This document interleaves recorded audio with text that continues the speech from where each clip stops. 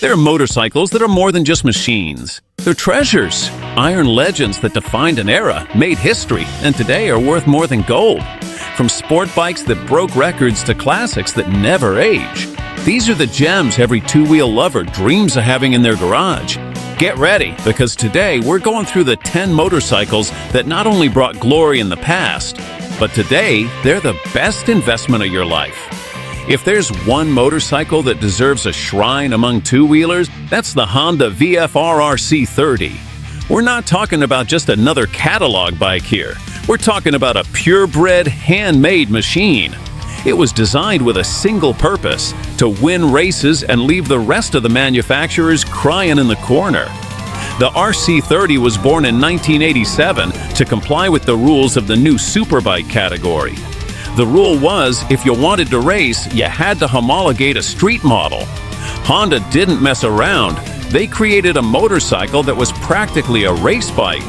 But anyone with enough money could buy one. Each unit was assembled almost by hand at the Hamamatsu factory by a special team of engineers. At its heart was a 748cc V engine with gear-driven cams, titanium valves, an ultra-lightweight crankshaft, and a slipper clutch, which at the time was like black magic. It put out about 112 horsepower at 11,000 RPM. But the important thing wasn't the number. It was the smoothness, the usable power band, and above all, its reliability on the track. The double-beam aluminum frame was designed for racing, with Honda's iconic single-sided swing arm that made wheel changes in the pits easier. It had high-end Showa suspension, powerful brakes, and an aerodynamic fairing that looked like it was sculpted in a wind tunnel. And the sound of that V engine still brings tears to the eyes of nostalgic fans today. The RC30 didn't just hit the market, it came to dominate. It won the first World Superbike Championship in 1988 and 1989 with Fred Merkel.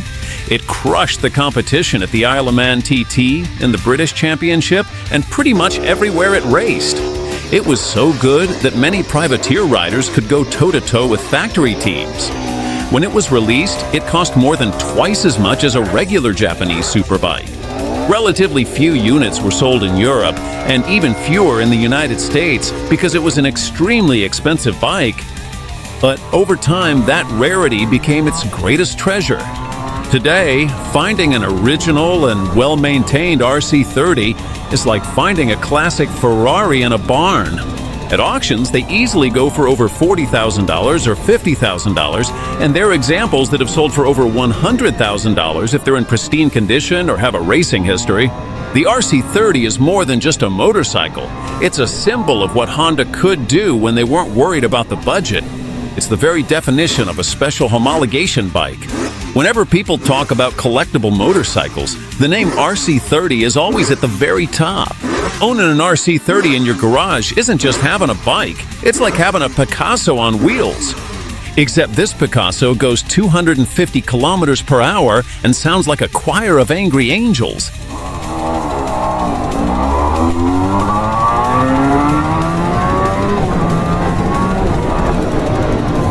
Number 9. Suzuki GSX-R. The GSX-R was the bigger, more muscular, and over-the-top sister of the GSX-R750. If the 750 had already shaken up the market with its lightweight superbike concept, the 1100 just said, "Lightweight? No thanks, give me more muscle. No thanks, give me more muscle." It featured a 1,127 cubic centimeters inline four-cylinder engine in its first version, air and oil cooled with the famous SAX, Suzuki Advanced Cooling System. It produced over 130 horsepower, and as later versions came out, it nearly reached 150 horsepower, something absolutely outrageous for its time. Chassis. It used a double aluminum beam frame derived from the 750, but reinforced to withstand the engine's brute force. Even so, the combination of so much power and a relatively limited chassis resulted in a bike that was unbeatable on the straights, but in the corners could get either fun or dangerous depending on who was riding it. It was part of the great revolution of Japanese superbikes in the 80s and 90s. That era when every brand seemed to be competing in an arms race of horsepower and engine displacement. It was the bike for those who wanted extreme sensations, for those who weren't satisfied with the rational 750. Rare versatility. Despite its brute force, many people used it on the street for traveling. It had a certain comfort for long distances and was a kind of hybrid between a radical sport bike and a sport tourer, but always with a touch of unrestrained madness. Today, the GSX-R1100 is considered a rising classic because it represents, like few others, the glorious excesses of the 80s and 90s. Power and abundance, boxy and aggressive designs, and an attitude of bigger is better. Well-preserved units are increasingly sought after by collectors and nostalgic enthusiasts. In short, it was the bike that separated those who wanted to go fast from those who wanted to go wild. The GSX-R1100 was like riding a Scania truck disguised as a sport bike, with the difference being that the truck couldn't run you over when you accelerated too hard in the middle of a turn.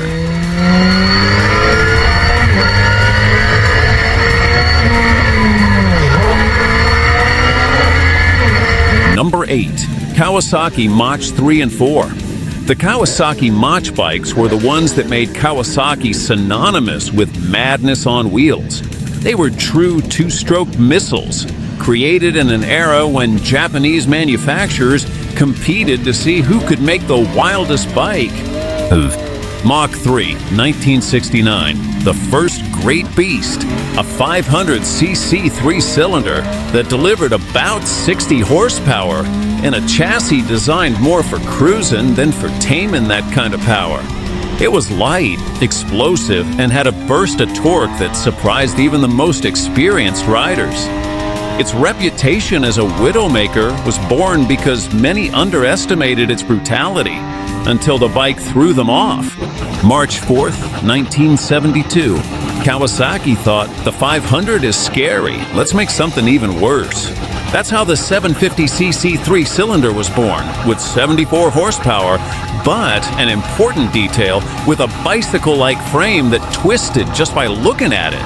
The result was an endless straight of glory, followed by curves that could end in tears. It had an unmistakable sound, that metallic and wild roar that was as captivating as it was frightening. They represented the excess and rebellion of the 1970s. They were fast, dangerous, and absolutely legendary. These were the bikes that cemented Kawasaki's reputation as the most radical brand, the one that wasn't afraid to go beyond what was reasonable. Today, they're considered gems in the classic market. Their rarity, their dangerous aura, and the nostalgia for those wild years make collectors and fans hunt for them like they're relics. It's not just a motorcycle, it's a piece of motorcycling history. A time when power ruled and safety was just a minor detail. In short, these were bikes that made you feel like an invincible god until you hit the first curve and they reminded you that you were human too. The hitch was like a Red Bull with vodka. It lifted you up, made you fly, and then you had no idea where you were going to land. A mix between an epic party and a funeral, a foretold one.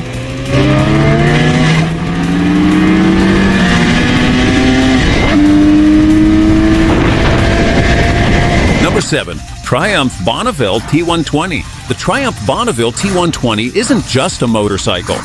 It's a moving postcard from the United Kingdom. Pure British style. The perfect mix of elegance, rebellion, and that charming oil stain on the floor that every classic has.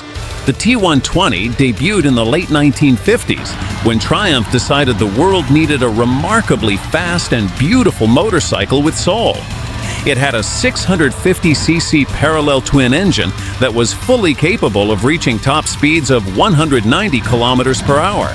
It was crazy for its time.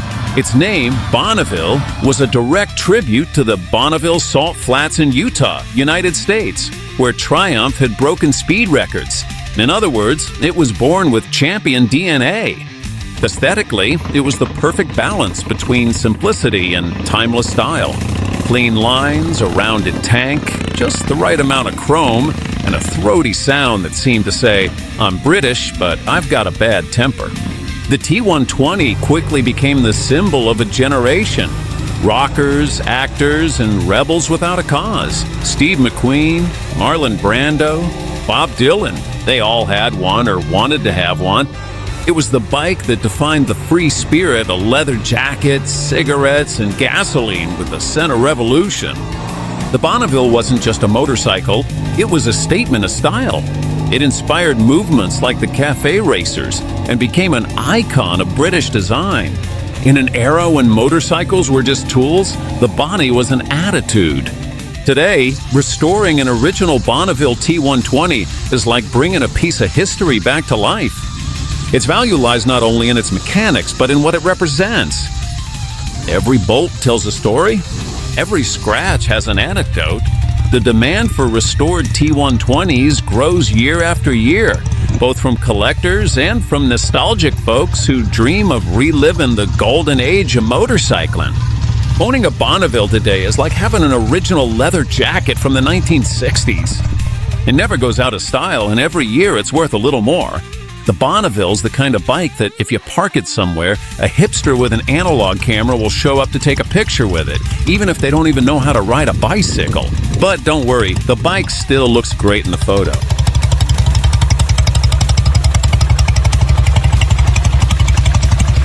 Number 6, Honda CBF. If we had to pick just one motorcycle to put in the Motorcycle Hall of Fame, it would have to be the Honda CBF. It's not simple, because before it, the world was black and white, and after it arrived, everything turned to color. At the end of the 1960s, things looked very different. Big bikes were dominated by the British. Triumph, Norton, BSA, with their tough and temperamental twin cylinders. Honda, which until then had only made small, reliable bikes, decided it was time to show the world how to build a modern superbike. So in 1969, they launched the Honda CB4 with a 736cc engine, 4 cylinders in line, 68 horsepower, and a smoothness that left the whole world speechless. It was like going from listening to an old radio to hearing a CD for the first time. It was the first mass-produced motorcycle with a front disc brake, a technological breakthrough that seems normal today, but in 1969 it was science fiction. It had electric start, something the British purists looked at with suspicion while they kept kicking their bikes at 6 in the morning. The engine was like a Swiss watch, 4 Cahan carburetors, overhead camshaft, and a reliability that redefined what a Japanese motorcycle meant. It wasn't just fast, it was also reliable, quiet, and didn't leak oil. Something almost illegal in the 70s. When the CB750 hit the dealerships, it was an earthquake in the industry. Honda had democratized performance. For a reasonable price, anyone could have a bike that went over 200 kilometers per hour. It started on the first try and never left you stranded on the side of the road. European manufacturers were left behind. Norton, Triumph, Ducati, they all had to reinvent themselves or die. It was the birth of the brand new, legendary Japanese superbike. The first Sandcast series, the first units of the CB, were made with engine casings cast in sand. Known as the CB Sandcast, only about 7,000 units were produced, and today they are considered the holy grail of the CB750. At auctions, they fetch absurd prices, more than some classic cars, because they were literally the ones that changed history. The CB750 not only inspired Honda to continue with the CB line, like the CB1100, but it also defined what a modern motorcycle would be for the next 5 decades. 4-cylinder inline engine, disc brakes, electric start, and total reliability. Without it, the GSX-Rs, Ninjas, and CBRs we idolize today probably wouldn't exist. That's why the CB isn't just a valuable bike. It's pure gold, a symbol of innovation, democratization, and civilized power. The CB is like Elvis Presley, the king, the one who invented rock and is still selling records 50 years later. Only this one doesn't sing, it roars.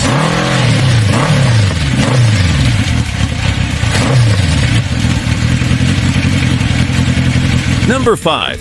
Kawasaki ZXR. If there was a bike in the 90s that screamed, "I want war," that was the Kawasaki ZXR. Green, aggressive, with a racetrack look and a tough street attitude. It wasn't just a bike, it was a statement. I'm fast, I'm loud, and I don't care if I scare you.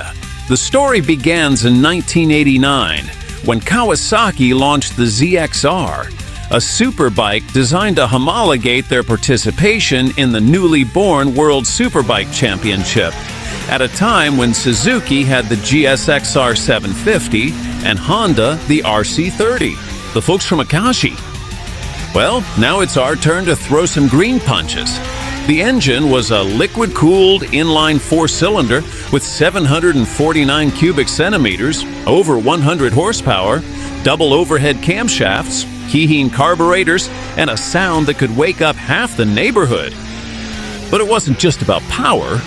Its twin-beam aluminum frame was a work of art, directly inspired by the racing bikes from Team Kawasaki, advanced technology for its time. The ZXR750 came with fully adjustable suspension, a robust aluminum swing arm, and dual-disc brakes with Tokiko calipers. And one detail that made it famous: the ram air system, a forced air intake at the front. In the L versions and later, at high speeds, that system literally forced pressurized air into the engine, boosting its power. Basically, it was one of the first revolutionary production street bikes with natural turbo within the competitive realm of superbikes. The ZX-7R was the direct basis for the ZXR, the bike with which Scott Russell won the Superbike World Championship in 1993. Kawasaki proved that they didn't just make crazy bikes, but also champions. At that time, every manufacturer had their secret weapon, and Kawasaki's was green, brutal, and loud. In the 90s, if you had a ZXR750, you didn't need to say much. It was the bike for those who wanted real speed, not just to show off. It had an aggressive riding position, power delivery that didn't forgive mistakes, and a look that screamed racetrack, even when it was parked outside the bar. Many consider it the original DNA of modern ninjas. Without the ZXR, the ZXRs wouldn't exist. ZXR, or the current ZX-10R, it was the model that defined Kawasaki's sporty identity, excess, character, and rebellion. Today, the original models, especially the homologation ZXR, are increasing in value at an incredible rate. Collectors seek them out for their rarity, their racing history, and because they represent that glorious era when street superbikes were almost identical to their race counterparts. It's the kind of bike that not only aged well, it aged with attitude. The ZXR750 is like a former boxer from the 90s. Maybe it doesn't fight anymore, but just by looking at it, you know that back in the day, it packed a serious punch.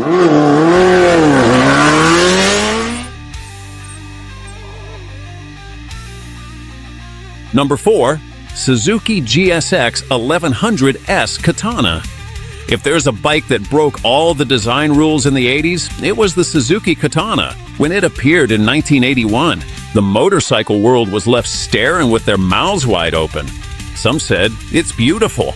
Others said, "What the heck is that?" But nobody, absolutely nobody, was left indifferent. A design that looked like it was from another planet. The Katana wasn't born in a Japanese lab full of engineers, but in Germany, under the direction of designer Hans Muth and his team at Target Design. Muth was already famous for his work at BMW. He had designed the RS, and Suzuki hired him to create something radical, something that would make their line of bikes look modern compared to the competition, and he pulled it off. The GSX Katana looked like a weapon, a spaceship on wheels, with angular fairings, a square headlight, sharp lines, and a seat that seemed to float. Even the Katana logo evoked a samurai sword. At a time when all motorcycles were rounded and chrome, Suzuki introduced this, and the world just exploded. The message was, the future was already here, and it came with a square headlight. Under that fairing lived a beast. The engine was a 1,074 cubic centimeters air-cooled inline-4 with 111 horsepower. That was insane for the time. It was inherited from the GSX-E, but with tweaks to the compression and carburetors that made it even more explosive. Its top speed exceeded 230 kilometers per hour, making it one of the fastest motorcycles in the world when it was launched. The double cradle tubular steel frame was solid but heavy. It wasn't the most agile bike in the world, but it was definitely one of the most stable in a straight line with that aggressive riding position. The long tank and low fairing felt like a sword cutting through the wind. It was a bike that divided the public when it came out. A lot of conservative motorcyclists hated it. That's not a motorcycle, it's a futuristic coffee maker, they said. But over time, that oddness turned into a virtue. The Katana became an iconic piece of design that was even displayed in modern art museums. In Japan, Europe, and Australia, it was a success. In the United States, it was more of a cult object because its looks were just too different from American tastes at the time. But the few units that were sold are worth a fortune today. The Katana name never died. It became a brand within the brand, a symbol of how daring Japanese design can be when it lets go of caution. The Katana was much more than just a motorcycle. It was an artistic statement. It inspired dozens of movie concepts, video games, and later designs. It was the first motorcycle to prove that a sport bike could have a powerful visual identity, not just a technical one. And today, more than 40 years later, it's still one of the most recognizable motorcycles in the world. Collectors go crazy for it. The first editions, especially the original 1981 models, reach astronomical prices. It's not just because of its rarity, but because it represents a unique moment in the history of motorcycling, when someone dared to challenge the past and look straight into the future. A well-preserved Katana isn't just a motorcycle, it's a piece of industrial art. A sculpture that can also go from 0 to 100 in under 4 seconds. The Katana is the kind of bike that, if you parked it on the street, people wouldn't know whether to call a museum or the Power Rangers to come pick up their lost spaceship.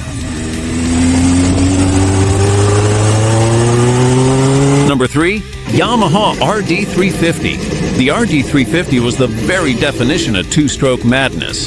At a time when motorcycles were all about mechanics and nothing about electronics, Yamaha decided to create something that would literally make you tremble.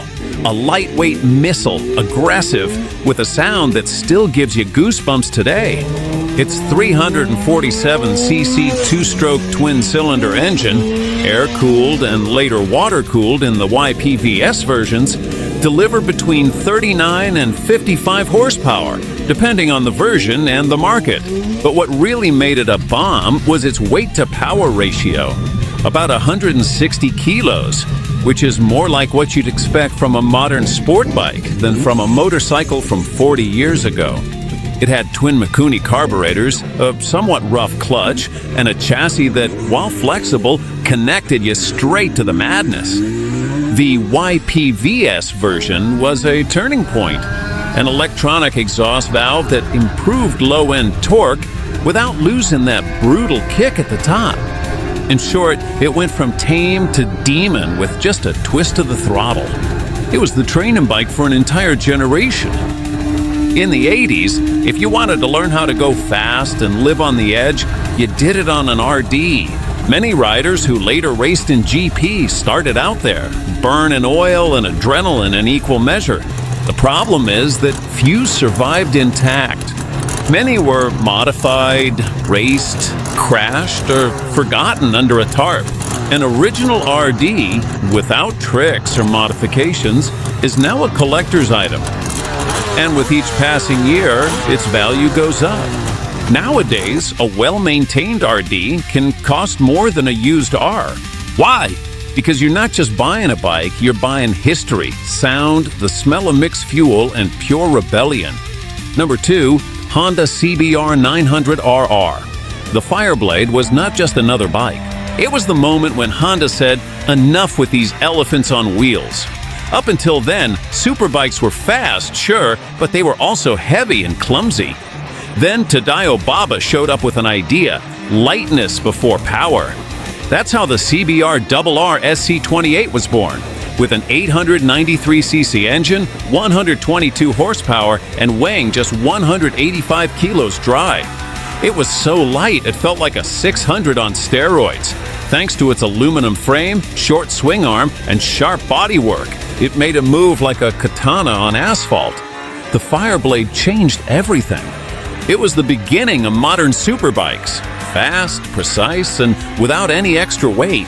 It left its mark on an entire generation who had it on their posters. And today, seeing the original without any tuning or weird stickers is like seeing a piece of living history. It's the kind of bike that defined the 1990s. Pure adrenaline, no electronic aids, and a design that still looks fast. Even standing still, the Fireblade was like going from a brick Nokia to an iPhone. No one knew they needed it until they tried it.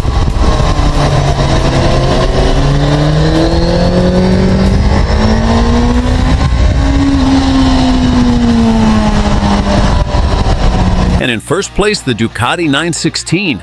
This wasn't just a motorcycle, it was a revolution on wheels. An Italian masterpiece signed by none other than Massimo Tamburini, the Da Vinci of superbikes. When it appeared in 1994, the whole world was stunned. It wasn't just fast, it was beautiful. Every line, every angle, every detail of the underseat exhaust, it looked like it was designed for an art gallery, not a racetrack. A 916cc L-twin engine, water-cooled, with 114 horsepower that roared with that unmistakable sound. Ducati's growl is deep and addictive. A lightweight steel trellis frame, rigid and with that geometry that made every turn feel like poetry. Sharp headlights, a minimalist tail, and that red color that became a religion. But its beauty came with pure fury.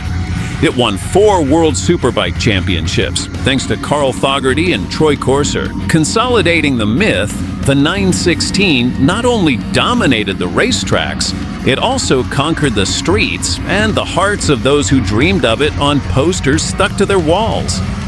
And the most incredible thing is, it hasn't aged a day. 3 decades later, it's still the benchmark for what a sport bike should look like. Its influence was so great that it shaped the DNA of all modern Ducatis. Today, owning an original, unrestored 916 is like having a Ferrari F only in 2-wheel form. Rare, valuable, and with the promise that its price will only go up.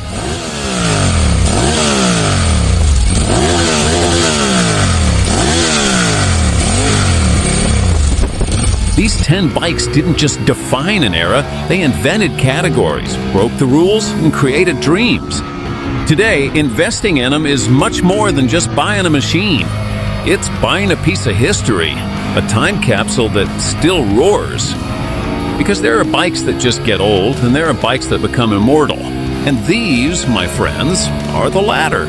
So next time you see a Ducati 916, a classic 1990s Fireblade, or a vintage Honda CB, don't simply look at them as just old bikes. See them for what they really are. Masterpieces on 2 wheels that still have so much to teach and so much value left in them. And if you want to discover the best 2-stroke bikes, click on this video.